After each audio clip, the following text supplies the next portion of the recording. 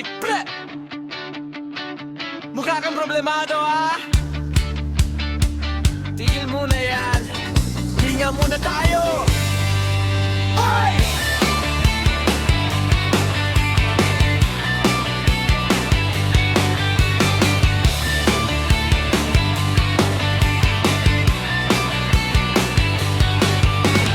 Bills, trabaho, problema sa pag-ibig. Parang araw-araw na lang may sumasabit. Di pa kasama ang mga iniisip. Kaya minsan gusto mo na lang manahimik. Pero teka, huwag ka muna sumuko.